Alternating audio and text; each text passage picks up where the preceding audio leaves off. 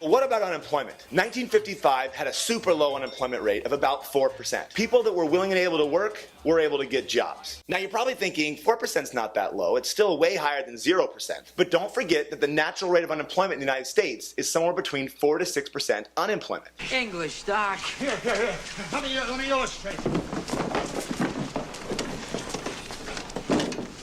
Allow me to explain. There's 3 types of unemployment: frictional, structural, and cyclical. The first one, frictional unemployment, is the idea of being between jobs. These are workers that are just entering the labor force, workers that are switching to different jobs, or people who get fired. No, I cannot be fired. I'm fired. The second one is called structural unemployment. This is the idea that some skills and jobs become obsolete and there's no more demand for that kind of labor. An example would be when workers are replaced by technology and robots. Welcome to Texaco. You can trust your car to the system with the star. Check the oil. The last one is called cyclical unemployment, and this is unemployment that's caused by a recession.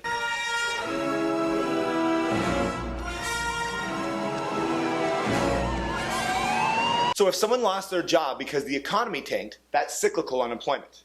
Mr. Strickland, it's me, sir. It's Marty. Don't you remember you gave me detention last week? Last week, the school burned down 6 years ago. The first 2 types are unavoidable. Every economy is going to have frictional and structural unemployment.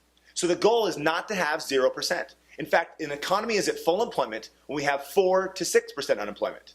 That's called the natural rate of unemployment. Now, what about inflation? 1955 had super low inflation. It was like less than 1%. 1985 had higher inflation, about 4%, but that's way better than the stagflation of the late 1970s. An oil crisis in the 1970s caused super high prices at the same time as a stagnant, slow economy. This is called stagflation. So there's a reason why Doc and Marty wouldn't want to go back to 1975. Now let's look at 2015. Obviously the movie got a few things wrong about the future, like flying cars and hoverboards and the newspaper industry. What's a newspaper? And also the Chicago Cubs winning the World Series.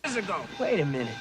Cubs won World Series. Sorry, Mr. Duffer. Wait, let's go back and look at that newspaper. If you zoom in, you'll notice something that would definitely affect our economy. 3 billion readers every day, our GDP per capita would just plummet. That's our GDP divided by our population. Instead of being ranked around the 15th in the world like we are now, we'd be somewhere around the 100th. In the end, it's the job of economists to look at all the different indicators, like GDP growth, unemployment, and the inflation rate, to find out how the economy is doing and see what it all means. It means your future hasn't been written yet.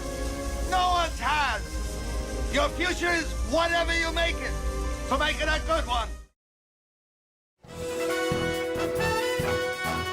It's Channel 4 News at 6 o'clock.